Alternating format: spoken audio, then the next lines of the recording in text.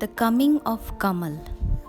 My parents had given me a small room perched on the top of the bungalow, and I was sitting on my bed one morning watching a cheeky myna hopping about on the windowsill when somebody shouted up to me from below, "Does anyone live up there?" "No," I shouted back. "Nobody lives up here." There was a moment's silence. "Then can I come up?" asked the person below. "What do you want to come up for?" I said. "To see the voice that belongs to nobody." "All right, come on," I said. "I wouldn't mind seeing what you are either." "Do I just walk up the steps?" "That's right, there are 21 steps. After that, turn right and you will be facing the door of my room. 21 steps, remember. If you take 22, you will fall off the roof." I heard him coming up. The myna flew off the windowsill and settled in the mango tree. A warm wind came through the garden and the leaves moved restlessly. A boy stood in the doorway, smiling at me. He was a little taller than Anil, but thinner. He wore a red sports shirt, khaki shorts, and strong Peshawari sandals. A tray hung from his shoulders, filled with an assortment of goods. "Here I am," he said. "Anil sent me." "Anil is out of town for a week," I said. "I know. He told me before he left." He looked about the room at my cricket bat and books, then he looked through the opposite door, which opened out on the roof. "Is it your roof?" he asked. "The house is my father's," I said, "but the roof is mine."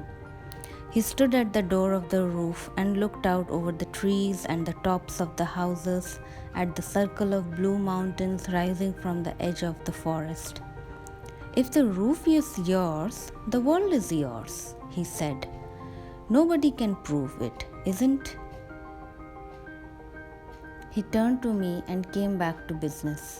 "Would you like to buy something?" In his tray were combs, buttons, reels of thread, shoelaces, and cheap perfumes. I felt I had to buy something now that he'd come all the way up my 21 steps. I didn't really need a comb, but I bought one for 10 paisa. "You need buttons?" he said. "No, I don't," I replied. "The top button of your shirt is missing," he observed. "I never button my shirt at the neck, so it doesn't matter." "That's different," he said, and looked me over for further signs of wear and tear. "You'd better buy a pair of shoelaces." "I've got laces," I said, making sure they were in my shoes. He bent down to look at the laces, took one between his fingers, and snapped it into two. "Very poor quality," he said. "See how easily it breaks?" "Well, just for that, I'm not going to buy any," I said. He sighed and shrugged and moved towards the door.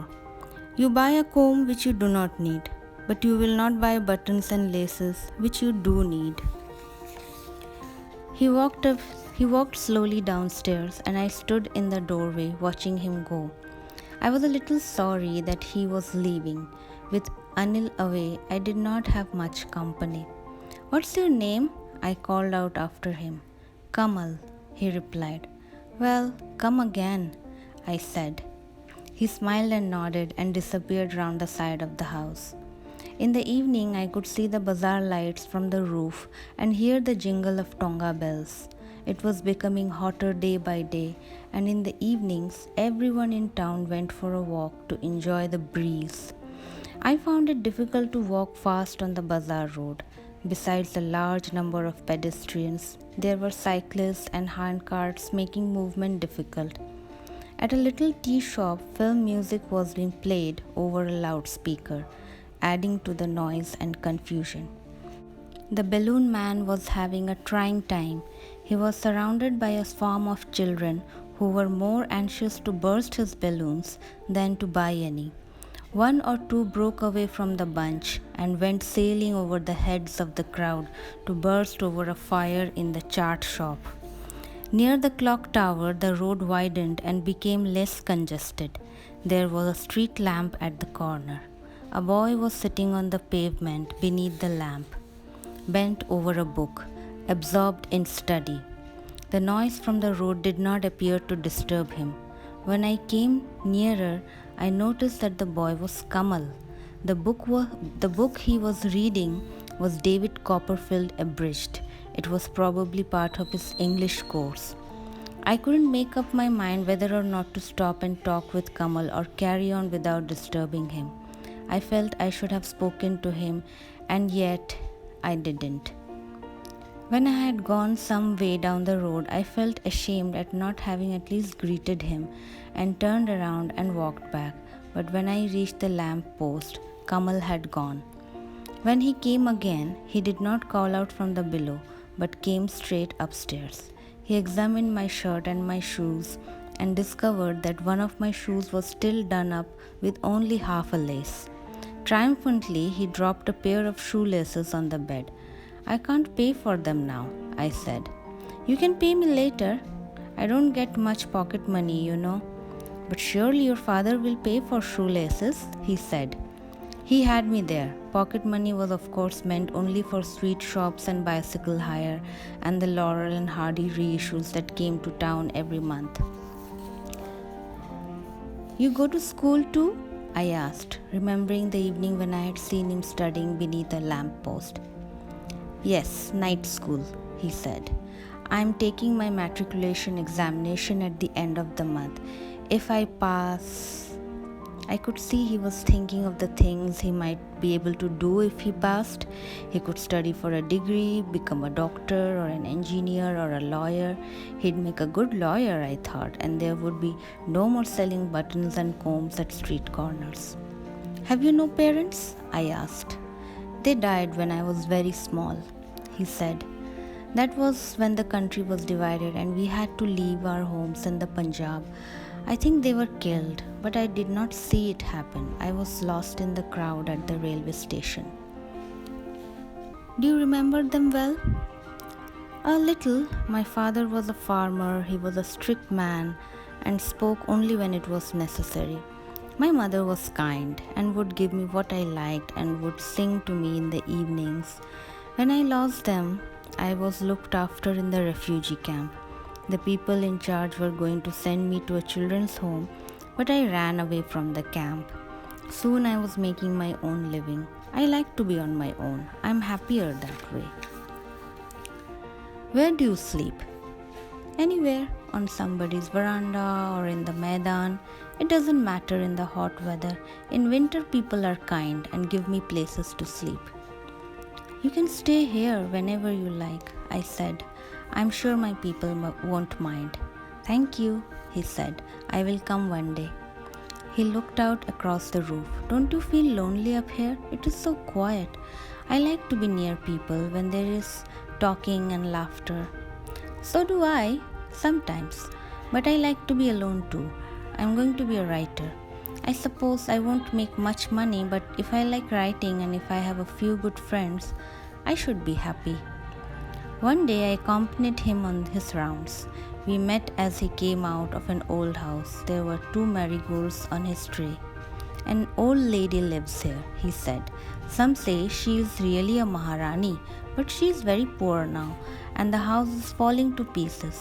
But she always buys something from me, and when I leave, she gives me 1 or 2 flowers from her garden." At another house, a little further down the road, Kamal was met by a girl of his own age, who chatted with him and went through his tray without buying anything. She had a round, fresh face, long black hair, and wasn't wearing any shoes. Kamal gave her the 2 marigolds and she took them and ran indoors. "She never buys anything," said Kamal, "but she likes to talk to me. Once I gave her a ribbon, but her mother made her pay for it." One morning, when I opened the door of my room, I found Kamal asleep at the top of the steps. His tray lay to one side. I shook him gently and he woke immediately, blinking in the sharp early morning sunshine. "Why didn't you come in?" I asked. "Why didn't you wake me up?" "It was late, Laurie. I didn't want to disturb you. Somebody could have stolen your things." "Oh, nobody has ever stolen anything from me." He stayed in my room that night and we sat up till past midnight, talking of different things. I told him of Jersey, the island where I had spent much of my youth, of London, where I had often gone with my parents, and of my voyage out to India by way of the Suez Canal. He, in turn, told me about his village in the Punjab and of his hopes and ambitions. The exams came at last, and for a week, Kamal put aside his tray of merchandise and spent his time at the examination center. He was quite confident that he had done his papers well, and when it was all over, he took up his tray and went on his rounds again. On the day the results were expected, I rose early and walked to the news agency.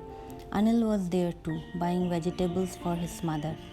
We bought a paper and looked down the columns concerning our district, but we couldn't find Kamal's number in the list of successful candidates. We were very disappointed. When I returned to my room, I found Kamal sitting on the steps. I didn't have to tell him the news. He knew already. I sat down beside him and we were silent for some time. "If only you had more time to study," I said. "I'll have plenty of time now," he said. "Another year. That means you and Anil and I will finish school together. Then we will celebrate." He got to his feet with his tray hanging from his shoulders. "What would you like to buy?" he said. I took another comb from his tray and put it in my pocket. I needed soap and buttons, but I took a comb, which I didn't need. There was more fun in doing that.